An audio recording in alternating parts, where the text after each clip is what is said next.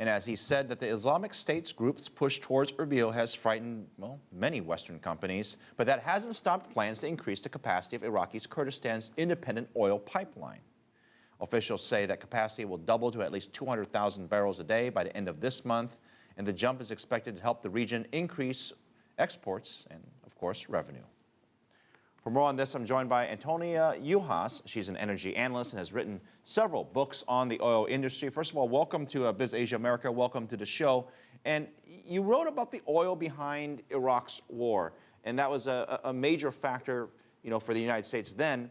Is it a factor now for these airstrikes? Yeah, thank you for having me. I've been writing since before the 2003 invasion about the oil agenda at the heart of, not the only thing, but certainly at the heart of the Bush administration's initial invasion and occupation of Iraq. And that war, to a large degree, was very successful in terms of opening up Iraq, which had been closed to foreign oil corporations, completely busted wide open to foreign oil companies, such that all the major Western companies, as well as Chinese and Russian companies, were brought into Iraq, and they've been producing there. There has been for many, many years, though, a conflict, of course, between Kurdistan, which wants independence from central Iraq, and the central Iraqi government. And oil has been a weapon in that conflict because the Kurds, since the beginning of the 2003 invasion, whereas the central Iraqi government was trying to protect its oil resources, I think, to a degree, the Kurds really said, basically, Western oil companies, foreign oil companies, take this oil on whatever terms you want, because the Kurds saw that as a means of trying to guarantee that when they sought independence, the West would be there behind them. And to a certain degree, I think that's a lot of what's potentially happening now with the Obama administration. Not that the Obama... I'm just going to take this one step further. Are you suggesting that, essentially you're saying that the oil will be used as leverage for the Kurds if they decide to become independent, and now they have some of that leverage, at least with the United States. Before you get to that, how big of an issue is the oil? I mean, is that the primary reason why you think the U.S. is involved, or just one of the reasons? Well, so now we have a new administration, of course, and the Obama administration is not the Bush administration. The Bush administration was really part and parcel with the oil industry. George Bush, the longest career he had coming into being president, was working in the oil industry. The only other U.S. president who came out of the oil industry was his father. That's not the case for the Obama administration. That said, the oil industry is a very powerful influence on this government and is exercising influence in this decision-making. But what I think is really happening is, one, the Obama administration and the oil companies certainly don't want the Islamic State to take over Kurdistan. That's given. The Obama administration wants to protect Western oil interests. But what I think it's also doing is essentially saying to the central Iraqi government, first, get rid of al-Maliki, which it did. Secondly, you need to play ball with us better than you have been, or we're going to come in on the side of the Kurds and support their independence. And that's been part of the political maneuverings that the U.S. military engagement that started recently is about. It's not just about oil, but that's certainly part of it. There's a much larger political game also being played, as well as trying to drive out the Islamic State, which itself is fighting an oil war. Absolutely fascinating. I mean, so you're basically saying it's on the other side as well. I mean, the U.S. is using what they're doing as potential leverage. Let me change topics here very slightly and talk about ISIS a bit and explain to our audience, where does ISIS get their money from? Because our understanding is that that money also is from oil as well.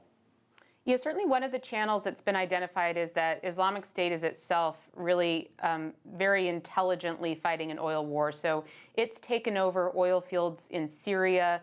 It's used the oil on the black market to use that money to fund some of its activities. It's also taken over oil refineries so that it's using the gasoline it gets from the refineries to, put into its jeeps, put into its machinery. And it's targeting oil infrastructure. So it has taken over some oil fields in Iraq as well, not very large ones and not ones that are producing very much, but it's been targeting them. It's tried to take over refineries in Iraq. It has shut down a pipeline coming out of Kurdistan. So it's very intentionally playing an oil game as well. So, Antonia, I mean, I have to ask you, I mean, this might be a very elementary question, but they've got the oil, they've got the leverage, they're selling it to fund their operations. Who's buying it? I'm not sure, to be honest. I know that it's being sold on the black market. That's what I've heard. So that would be a good chain to identify. I mean, if you think about it, if you're talking about the black market, if you can identify who the buyers are in this black market, you could effectively cut off the money to the oil. I want to talk about China here because you mentioned China earlier. They also have operations in Iraq, along with the U.S. and a number of other major global entities. Why haven't we heard more from their governments in terms of what they might want to do, specifically this Kurdish area? Well, I'm not sure.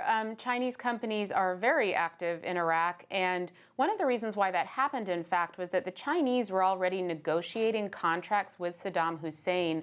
When Saddam Hussein was in power, he tried to get the sanctions against him lifted that were being imposed by the United Nations by going to countries on the UN Security Council and saying, look, if you vote to lift the sanctions, I'll give you Iraq's oil. And that would have been the first time that would have happened. China was one of the countries that Saddam Hussein negotiated contracts with, as also with Russia. And when the U.S. came in, a number of countries, including the Chinese, said, look, we already have contracts and we want those contracts to be honored.